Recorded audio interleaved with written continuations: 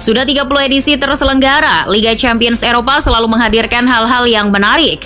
Selalu menghadirkan kisah-kisah mengejutkan yang sesiapa tidak akan pernah menyangka. Termasuk skor terbanyak yang pernah diraih sebuah klub dalam gelaran Liga Champions. Bukan hanya kemenangan terbesar, gol-gol terbanyak, tapi juga kemenangan tak terduga dengan skor yang tak terduga pula.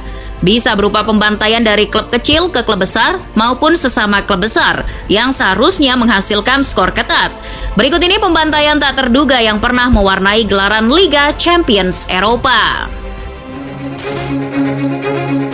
Selain kisah luar biasa FC Porto yang mengangkat trofi bersama Jose Mourinho, Liga Champions musim 2003-2004 menyisakan momen lain yang boleh jadi tidak akan pernah dilupakan Milanisti di seluruh planet. Yaps, kekalahan memalukan AC Milan atas wakil Spanyol Deportivo La Coruna 4-0. Peristiwa menyakitkan itu terjadi di perempat final, dan yang menjadi sangat mengejutkan adalah bukan hanya musuh yang dihadapi Rossoneri adalah klub yang terbilang mudah, tapi AC Milan lebih dulu unggul besar di leg pertama 4-1.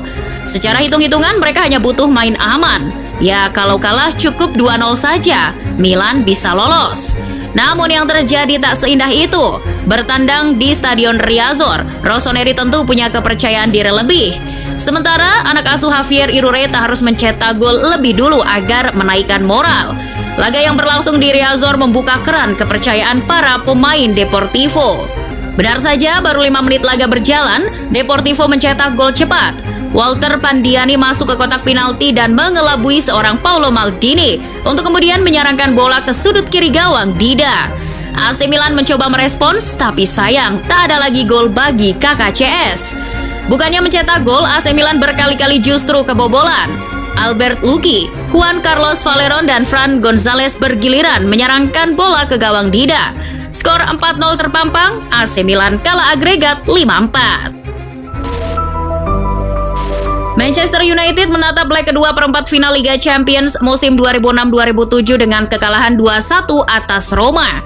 Bukan hanya itu, skuad Sir Alex Ferguson harus kehilangan beberapa pemain pilarnya seperti Paul Scholes yang mendapat hukuman di leg pertama. United harus memakai pasangan Michael Carrick dan Darren Fletcher di lini tengah. Modal moralnya, MU melakoni leg kedua di Old Trafford, dan itu sudah cukup untuk membuka keran gol lebih banyak.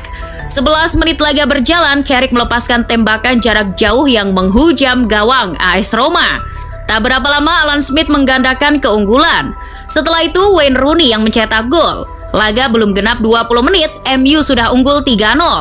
Ronaldo yang saat itu belum pernah mencetak gol di Liga Champions, di malam itu mampu mencetak 2 gol. Carrick kemudian mencetak gol lagi, sampai menit 60, MU unggul 6-0. Gianluigi Rossi sempat memperoleh gol hiburan dari Daniele De Rossi, tapi jelas gol Patrice Evra jelang laga bubar menenggelamkan AS Roma ke dasar jurang. Kekalahan memalukan 7-1 tercatat di benak Romanisti.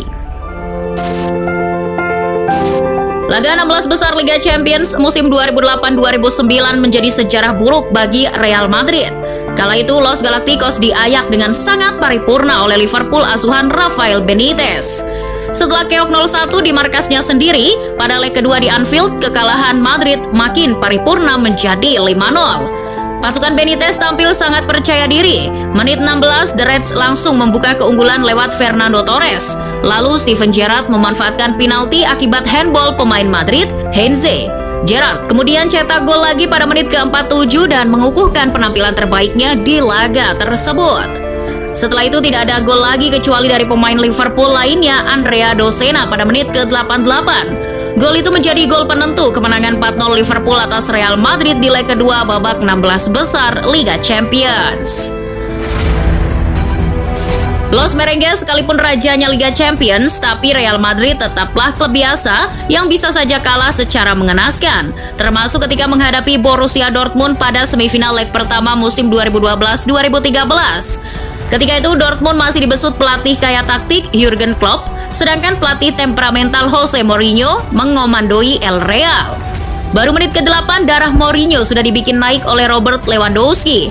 Namun, emosinya adem lagi setelah Cristiano Ronaldo menyamakan kedudukan jelang interval babak pertama. Sayangnya di babak kedua Lewandowski terpaksa mengacungkan 4 jarinya setelah mencetak 3 gol lagi ke gawang Real Madrid. Skor 4-1 berakhir hingga peluit panjang. Musim berikutnya giliran Madrid yang membantai, tapi bukan Dortmund korbannya, melainkan rival abadi mereka Bayern Munchen. Los Blancos melumat Bayern Munchen pada leg kedua semifinal UCL musim 2013-2014 dengan skor sangat telak 4-0 setelah menang 1-0 pada leg pertama. Sergio Ramos yang mencetak 2 gol dan Ronaldo dengan sebiji golnya membuat Real Madrid unggul 3-0 di babak pertama. Tak mau kalah dari seorang bek, Ronaldo mencatatkan brace-nya di laga itu pada menit-menit akhir dan memantapkan kemenangan Real Madrid untuk melaju ke final. Para culus sangat bergembira ketika Barcelona melumat PSG pada leg kedua babak 16 besar Liga Champions musim 2016-2017. Tak tanggung-tanggung, Barca menghabisi Les Parisiens dengan skor 6-1. Ketika itu Barcelona masih berisi trio MSN yang begitu menggila. Dan ketiga orang itu masing-masing mencetak gol di laga tersebut. Suarez lebih dulu membuka keunggulan menit ketiga, gol bunuh diri Kurzawa menggandakan keunggulan Barca. Menit 50 giliran La Pulga yang mencetak gol. Lalu Neymar, ya pemuda Brazil itu mencetak brace pada menit 88 dan 90+1. Pesta pora ditutup oleh gol Sergi Roberto di menit 90+5. Sang juara UCL musim 2018-2019, Liverpool pernah mencatatkan comeback yang menakjubkan ketika bertemu Barcelona pada leg kedua semifinal Liga Champions musim tersebut. The Reds menggasak Barcelona 4-0 di Anfield dan lolos ke final. Padahal ketika itu Liverpool sudah menelan kekalahan menyakitkan di leg pertama. Tapi Klopp emang beda. Ia sukses membuat keunggulan 3-0 Barca di leg pertama tidak ada gunanya. Divock Origi dan Georginio Wijnaldum bergiliran menciptakan brace ke gawang Blaugrana. Skor 4-0 terpampang di akhir laga. Bayern Munchen memang terkenal sebagai tukang bantai, baik di Liga Champions maupun domestik. Salah satu korbannya adalah Tottenham Hotspur yang dibantai di pertandingan fase grup Liga Champions musim 2019-2020. Tak main-main, skornya 7-2 dan lucunya itu berlangsung di markas Spurs. Yang lebih ironi lagi, Spurs lah yang unggul lebih dulu lewat Son Heung-min menit 12. Lalu Kimmich merespon lewat gol 3 menit berselang. Jelang babak pertama usai, Lewandowski mencetak gol. Tapi di babak kedua, Spurs tersentak dengan brace Gnabry menit 53 dan 54. Sempat memperkecil ketertinggalan lewat penalti Harry Kane menit 61, Gnabry menenggelamkan Spurs berkat gol ketiganya menit 83. Setelah itu giliran Lewy yang cetak gol keduanya dan jelang bubaran Gnabry menggenapi 4 golnya di laga tersebut. Skor 7-2 membuat Pochettino tak bisa tidur. Masih di musim yang sama, Bayern Munchen kembali menghancurkan sebuah tim.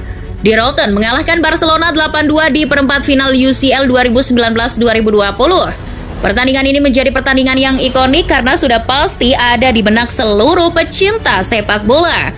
Barcelona yang ketika itu dibesut Enrique Setien Solar tak bisa berbuat banyak di hadapan anak asuh Hansi Flick.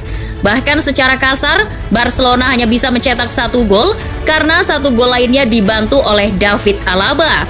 Sementara FC Hollywood begitu perkasa. 8 gol yang bersarang ke gawang Ter Stegen berasal dari 6 orang yang berbeda.